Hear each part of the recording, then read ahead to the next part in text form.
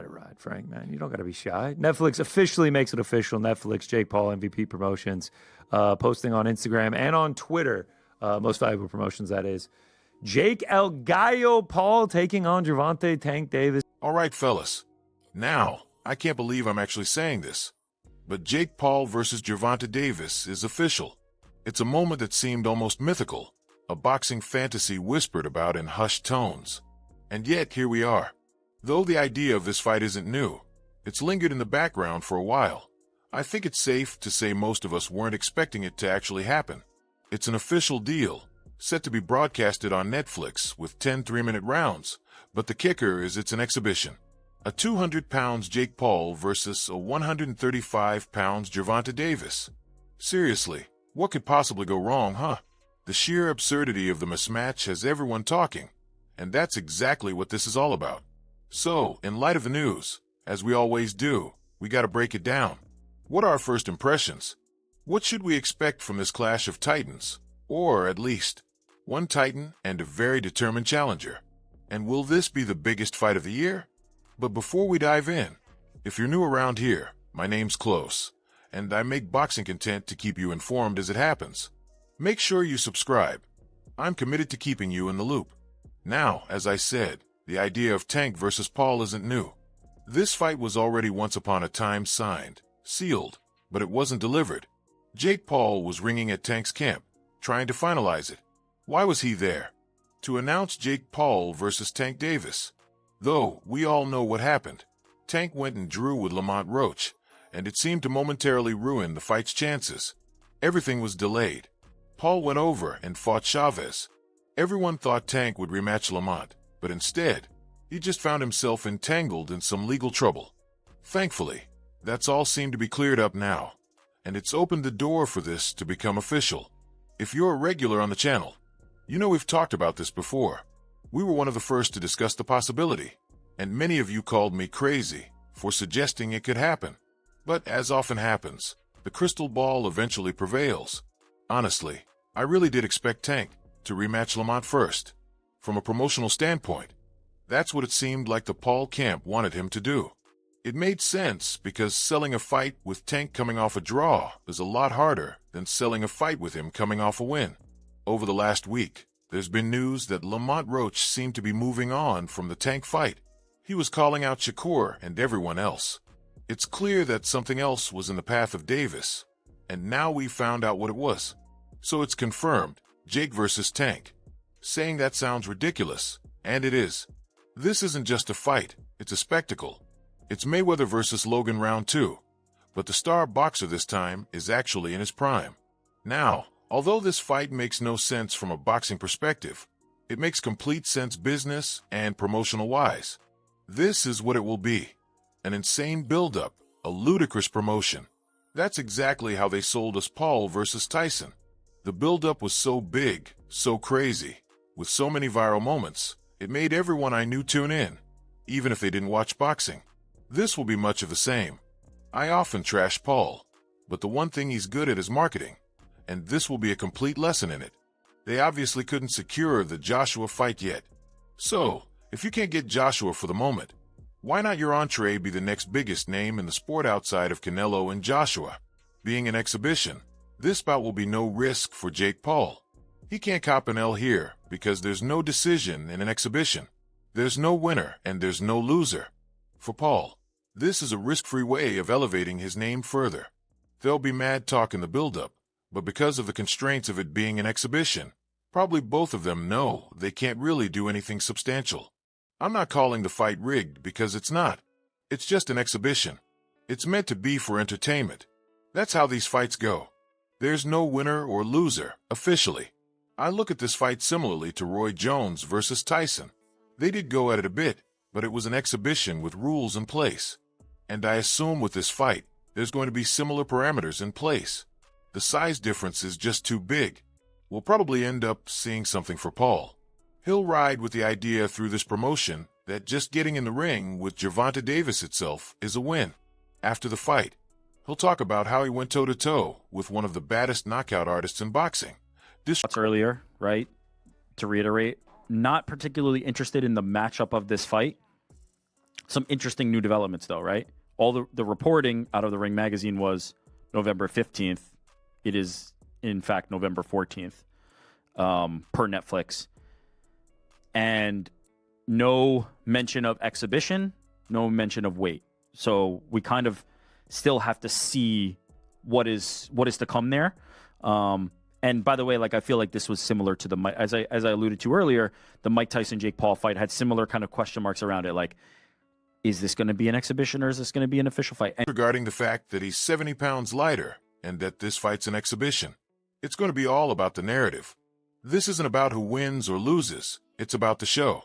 Think about the spectacle. Gervonta Davis, the ferocious knockout artist, facing off against Jake Paul, the social media superstar. The clash of styles, the contrasting personalities, it's fertile ground for viral moments. The promotional content is already shaping up to be incredible, with Paul playing the underdog, the challenger, and Davis maintaining his aura of untouchable dominance. It's a classic David versus Goliath storyline, amplified by the reach of social media. The smart money will be on Davis, obviously. He's a world-class fighter, a proven knockout artist. Paul, while improving, is still essentially a novice when it comes to elite boxing. But the outcome isn't really the point, is it? This is about the narrative, about the spectacle, about creating a moment that transcends the sport of boxing. It's about getting people talking, getting people excited, and ultimately, getting them to tune in. There's a certain theatricality to this whole thing, a deliberate blurring of the lines between sport and entertainment. It's a reflection of the changing landscape of combat sports, where personalities and storylines are often as important as the fighting itself. This isn't about technical boxing skill. It's about captivating an audience and creating a cultural phenomenon. This fight is perfectly positioned to capitalize on the current trend of celebrity boxing. People are hungry for spectacle, for drama, for something to talk about. And Jake Paul understands that better than anyone. He's turned himself into a brand, a personality, and a magnet for attention. And Gervonta Davis, despite his reluctance, is now inextricably linked to that brand.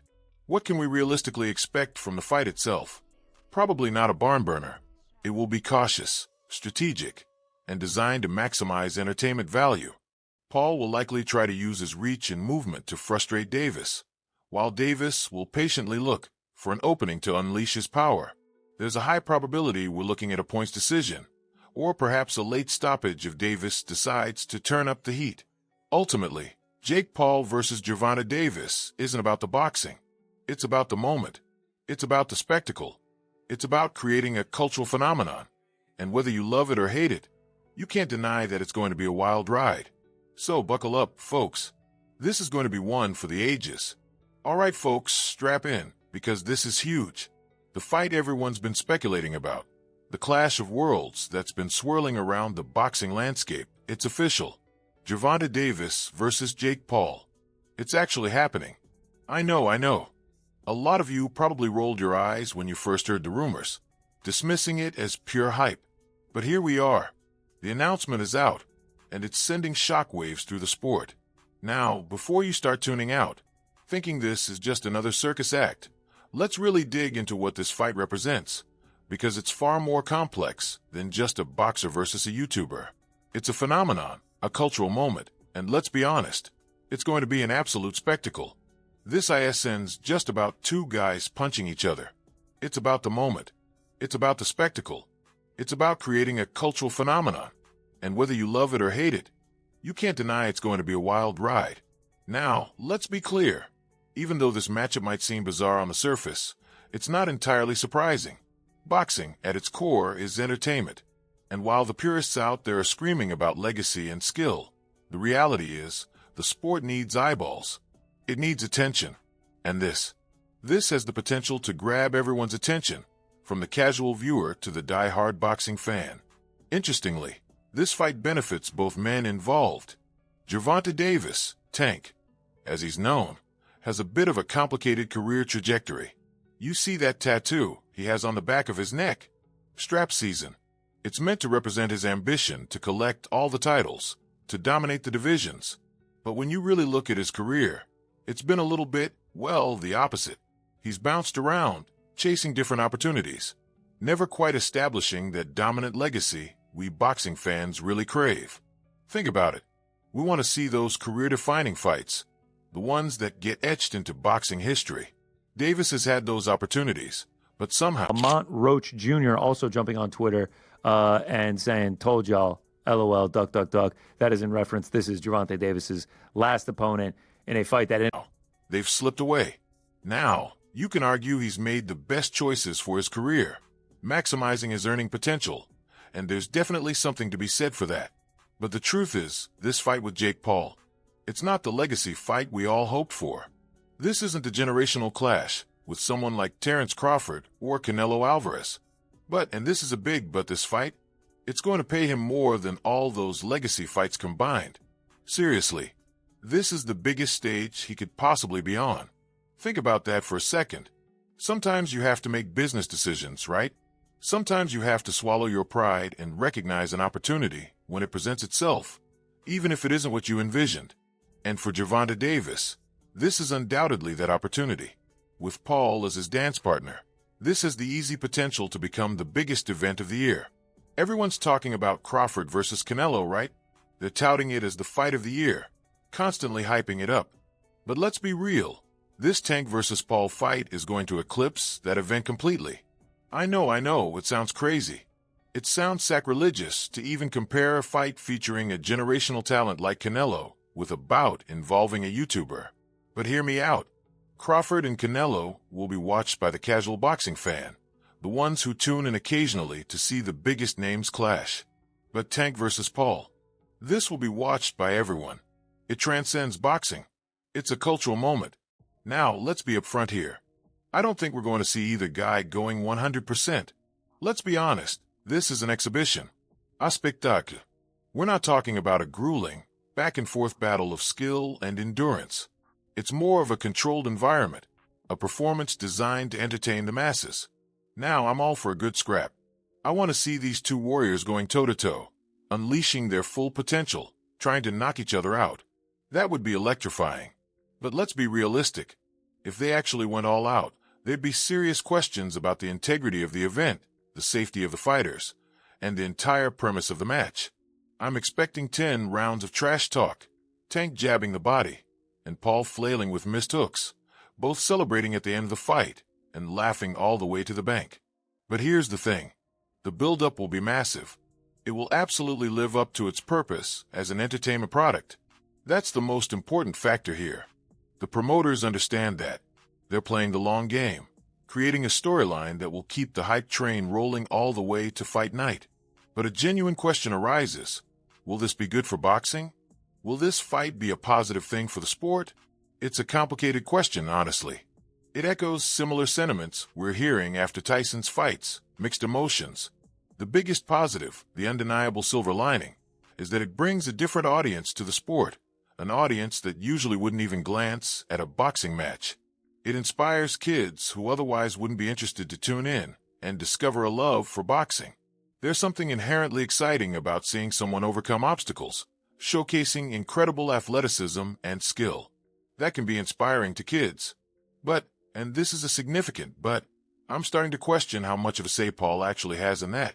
Remember back when he was first hitting it big on YouTube? He had a genuine connection with the younger generation. He was a cultural icon for a whole swathe of kids. But that was half a decade ago. These days, he's largely known for his boxing endeavors.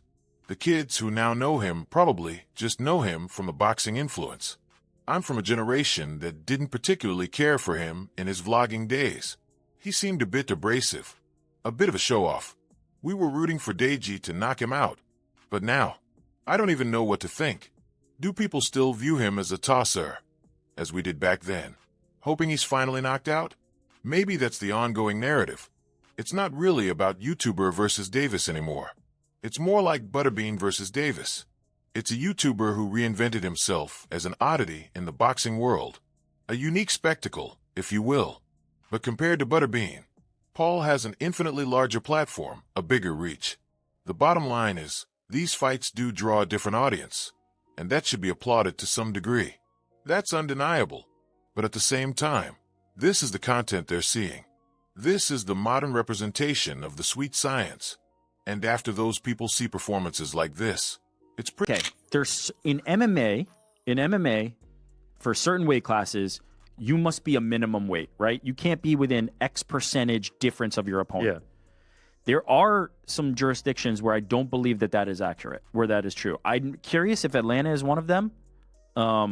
We should try to look into that if we can. Maybe Jordan can look into that. If there's a weight minimum that you have to meet. Otherwise, if they agreed to a catch weight of, let's say, 100, what's the lowest Jake Paul's ever fought at? I don't know. 185 for the Nate Diaz fight?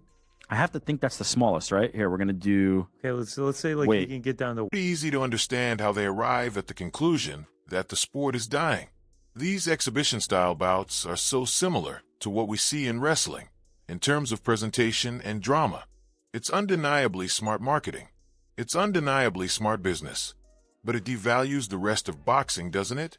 It makes it seem like long, arduous climbs up the ranks, dedicating years to honing your craft, winning titles. All of that is less valuable than someone who was known for vlogs, shifted lanes, and proclaimed themselves one of the greats without offering any proof to back it up.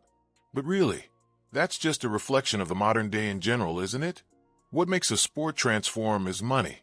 And in the modern era, it seems like it's less about greatness and more about how much engagement you can pull.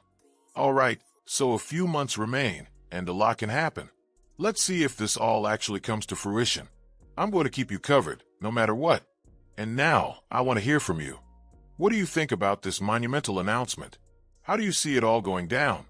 Drop your thoughts in the comments below. I love reading them all. If you enjoyed this breakdown, please hit that like and subscribe button.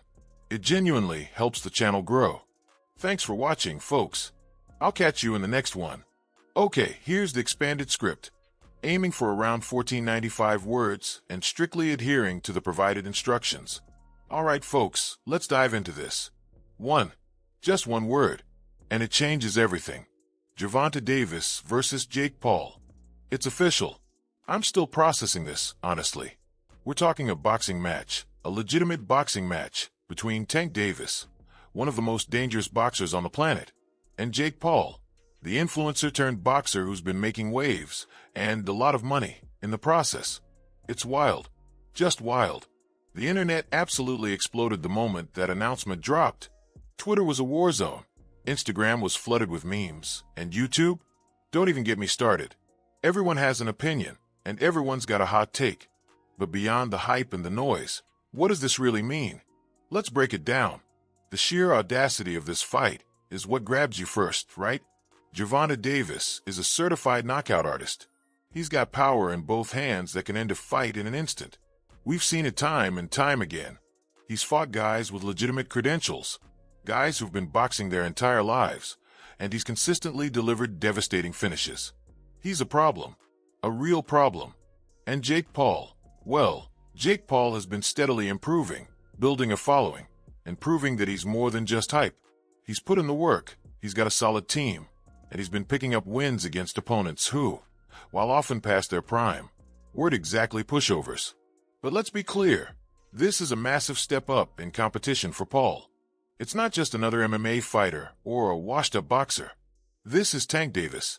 This is a fighter who regularly hangs out with the absolute elite of the sport. This is a whole different ballgame, and that's what makes it so compelling. So, how did we get here? It's been a long time coming, hasn't it? The calls for this fight have been echoing around the boxing world for ages. Paul's been publicly angling for it, and Davis, ever the showman, has played along, teasing fans and building the anticipation.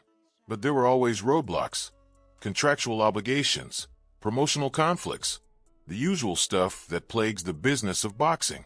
But now it's happening, and the potential for fireworks is undeniable. We're talking about a clash of styles, a battle of reputations, and a whole lot of money on the line. Davis is the technical, powerful boxer. He's got the experience, the pedigree, and the knockout power. Paul is the charismatic, self-promotional fighter who's built his brand on defying expectations. He's got the reach advantage, and he's surprisingly adept at using it. The betting odds, as you can imagine, are heavily in Davis's favor, and rightfully so. He's the more experienced, more skilled fighter. But in boxing, anything can happen. That's what makes it so unpredictable, so exciting. And Paul, let's be real. He's got that element of surprise on his side. He's got nothing to lose. He can go out there and swing for the fences. And if he connects, it's a knockout. It's a high-risk, high-reward strategy. But it could just be his best chance. The promotional angle is massive here, too. And then move up and fight a heavyweight. So the lowest he's been, I went through all the fights. For his first two fights, his first two pro fights, he was 175. Now, this is all the way back in 2020 against Nate Robinson.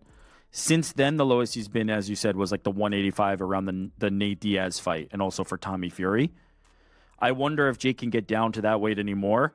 But regardless of Jake's weight, I can't fathom how Tank Davis would be anywhere in the realm of what he would be. Like, it just, he won't even be in earshot of what Jake Paul is going to be. And for people, like you just mentioned, Nate Robinson, if you took to Twitter and said, Gervonta, who has been disrespecting my name for too long. His nickname might be Tank, but I'm an FPV drone, and I'm about to disable Tiny